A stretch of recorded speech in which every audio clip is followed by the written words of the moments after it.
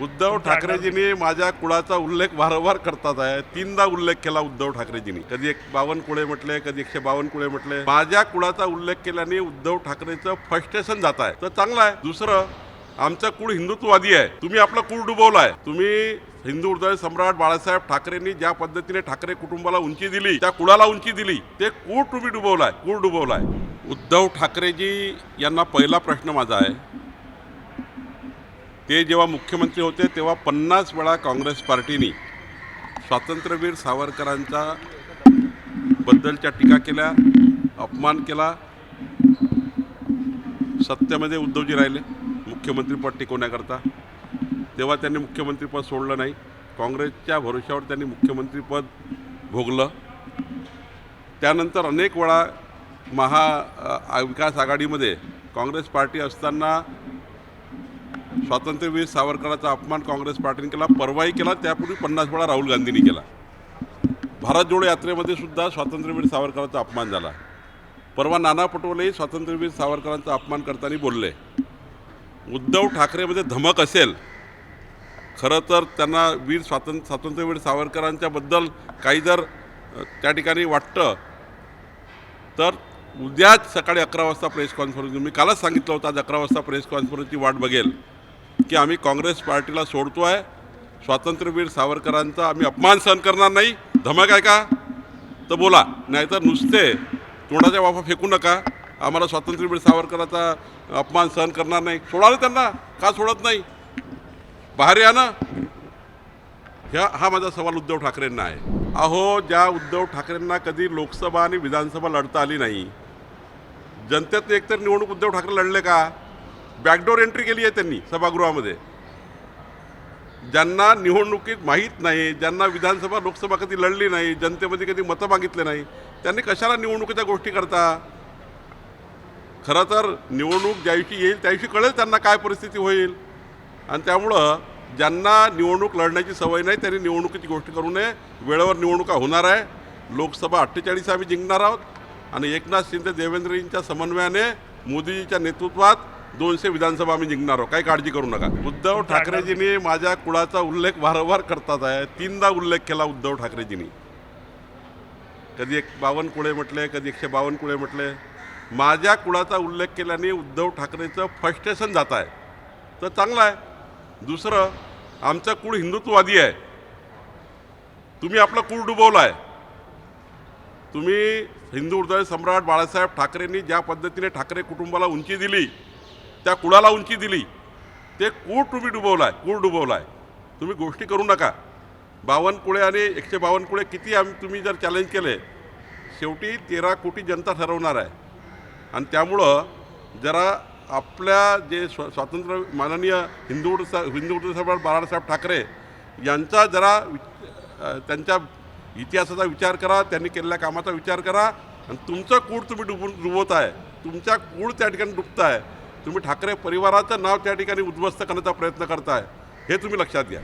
जनतेमध्ये जाहीर सभेत बोलायचं का आम्ही स्वातंत्र्यवीर सावरकरांचा अपमान सहन करणार नाही. ठाकरेपणा दाखवायचा, दाखवण ठाकरेपणा.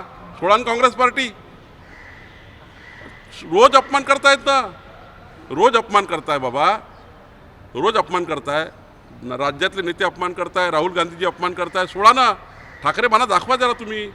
या त्यातनं बाहेर. मानू तुम्हाला. हिंदू हृदय सम्राट बाळासाहेब ठाकरेजींनी ठाकरेपणा दाखवला होता. स्वातंत्र्यवीर सावरकरांच्या विरुद्ध बोलले तेव्हा. तुम्ही ठाकरेपणा दाखवा जरा. अशा सभातनं वल्गना करू नका. कालच्या सभेत तुम्ही बोलले आहे. तुमच्यात धमक असेल, सोडा काँग्रेस आणि या बाहेर. चोराला चोर करा, शावाला हुशार राहा. म्हणजे चोराला चोरी करायला होतात, शावाला हुशार राहिला होतात. मग तुझ्याकडे चोरी होणार आहे आणि चोराला म्हणतात चोरी कर. अरे बाबा, तुम्ही ठरवा नाही काहीतरी. स्वातंत्र्यवीर सावरकरांचा अपमान करणारे तुम्हाला चालत नाही आहे. त्यांच्या भरोशावर तुम्ही 2.5 वर्ष खुर्चीवर होते. तुम्ही तेव्हाही सोडलं नाही. सभागृहात अपमान केला आहे. सभागृहाच्या बाहेर अपमान केला. तुम्ही खुर्ची टिकवण्याकरता, मुलाचं मंत्रिपद टिकवण्याकरता तुम्ही त्यांना त्यांच्या मांडीवर जाऊन बसले आहे. आणि तुमच्यात हिंमत असेल सोडा ना. काँग्रेस पार्टी सोडा. आम्ही पूर्ण महाराष्ट्र, मी तुमचं अभिनंदन करेल. मी उद्धव ठाकरेचं अभिनंदन करेल, जाहीर अभिनंदन करेल की स्वातंत्र्यवीर सावरकरांच्या विषयावर उद्धव ठाकरे यांनी काँग्रेसला त्या ठिकाणी बाजूला केलं. मी जाहीरपणे उद्धव ठाकरेचं अभिनंदन करेन. तुम्ही एका भूमिकेवर आहे ना, स्वातंत्र्यवीर सावरकरांचा अपमान झाला, सहन करणार नाही. तुम्ही सहन करतायत ना, म्हणून त्यांच्यासोबत आहे. तुम्ही रोज सहन करताय. तुम्ही हिंदुत्व सोडलं आहे, तुम्ही स्वातंत्र्यवीर सावरकरांचे विचार सोडले आहे, म्हणून तुम्ही त्या ठिकाणी त्यांच्यासोबत आहात. तुम्ही जर धमक असेल तर निघा बाहेर. मी तुमचं अभिनंदन करेन. तुमची भूमिका क्लिअर आहे ना. स्वातंत्र्यवीर सावरकरांचा अपमान तुम्हाला मान्य नाही ना, करा ना, घ्या ना प्रेस कॉन्फरन्स, सोडा ना त्यांना. कशाला समजावू, कशाला काही करू. 50 वेळा अपमान केला, आता पण समजावलं नाही. 2.5 वर्षात 50 वेळा अपमान केला. 2.5 वर्षात काही राहुल गांधीची तुमची भेट झाली नाही. 2.5 वर्षात संजय राऊत राहुल गांधीला भेटले नाही आहे का? रोज मांडीला लावून बसताना रोज समजवत नाही का तुम्ही त्यांना? आता खोटारडेपणा पुन्हा, आम्ही त्याच्याकडे जाऊ, त्यांना समजावू, त्याच्याशी बसू. अरे किती दिवस महाराष्ट्र तुमचा ऐकणार आहे? कुणी ऐकणार नाही आहे. असं आहे. खासदारकी कशामुळे गेली? कोर्टाने त्यांना 2 वर्ष त्या ठिकाणी आरोपी ठरवलं आहे आणि नियमाप्रमाणे 1951च्या नियमाप्रमाणे त्यांची 2 वर्ष खासदारी केली. अनेकाची गेली का? लालू प्रसाद यादवजीची गेली, जयललिताची गेली, आमच्या भाजपच्या एका खासदाराची गेली, अनेक लोकांच्या गेल्या आहेत.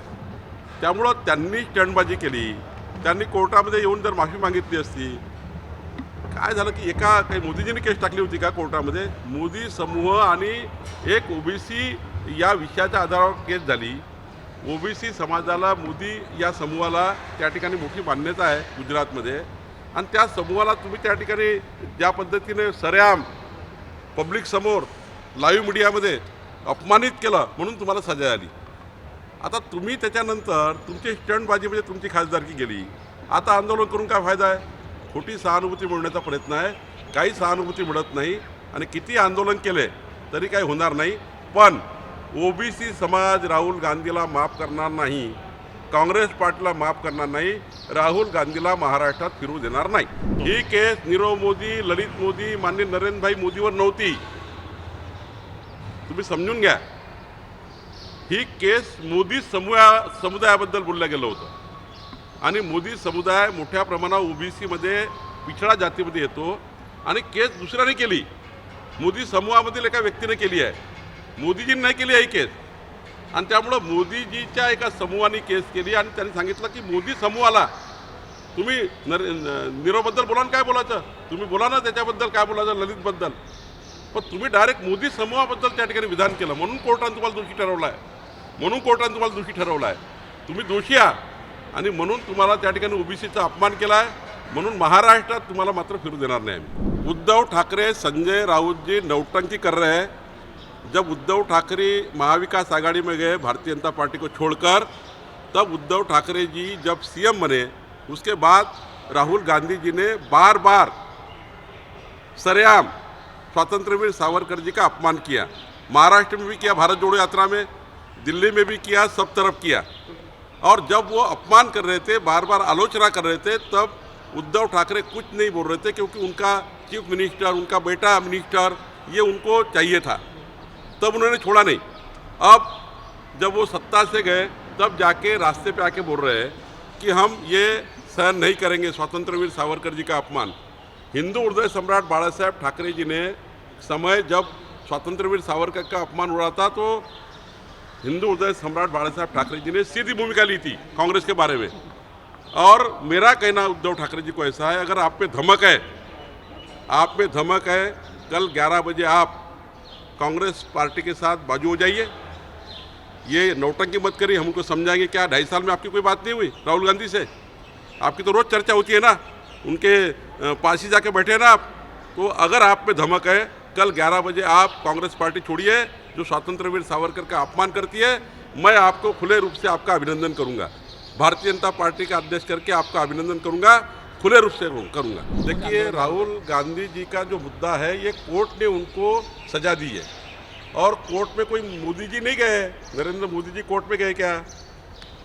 जो वडेट्टीवार कहते हैं, नीरव मोदी, ललित मोदी, इनके नाम लेकर क्या बोलना है बोलिए ना.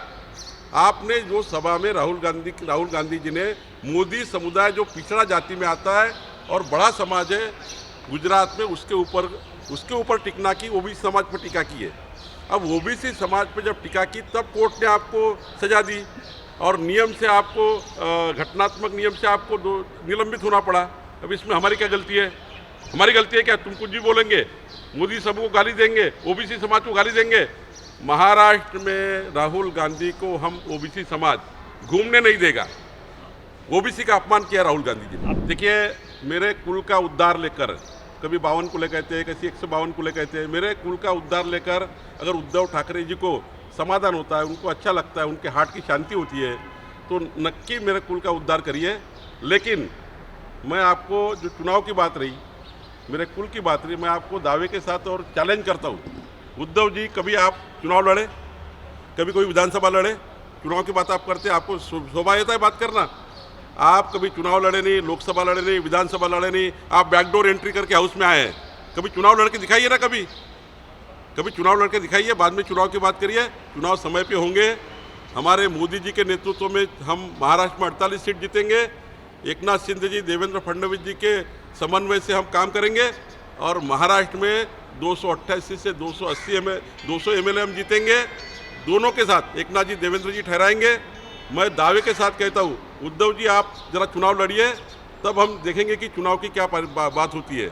आपको चुनाव के बारे में बोलने का अधिकार नाही आहे। उद्धव ठाकरेजींनी जर उद्या काँग्रेसला बाजूला केलं तर मी त्यांचं जाहीर अभिनंदन करेन। तेव्हा एखादा व्यक्ती काम करतो जो जात धर्म पंथाच्या आधारावर मोठा होत नाही। नितीनजीनं असं म्हटलं, शेवटी आम्ही तुमच्याकडे जेव्हा मत मागायला येतो, मताचं कर्ज मागायला येतो, तेव्हा आम्ही आमचं काम पाहून तुम्ही मतदान करा। शेवटी मतदाराचा अधिकार असतो। नितीनजीचा बोलण्याचं तात्पर्य असं असतं की मतदार हे निर्णय घेत असतात। मतदाराला आपण किती टॅक्री विनंती केली, मतदारांनी ठरवून नाही द्यायचं, काय करणार? आणि त्यामुळं त्यांचा स्पष्ट जात धर्म पंथाच्या आधारावर कोणी राजकारण करू नये आणि जर आम्ही काम केलं असू तर आम्हाला मत दिलं पाहिजे, असं त्यांचं मत आहे। लोग जात धर्म पंथ की राजनीति करके आलोचना करते हैं और उनका कहना हमेशा होता है, नितिन जी का, उनका जीवन मैंने देखा है, जात धर्म पंथ के आधार पर कभी नितिन जी ने वोट नहीं मांगे। वो इतने बड़े पोस्ट पर गए, राष्ट्रीय अध्यक्ष बने, आज नेशनल हमारे लीडर है, कभी उन्होंने जात की राजनीति नहीं की। तो वो बार बार कहते हैं कि जात पात की राजनीति ना करें, हम विकास काम करते हैं, दिया हुआ वोटों का कर्जा ईमानदारी से काम करके आपको वापस करते हैं। तो मतदाताओं ने विचार करना चाहिए किसको वोट देना चाहिए। गलत वोट विकास के आड़े आ सकता है, गलत वोट देश की प्रगति को रोक सकता है, ये नितिन जी ने कहा है।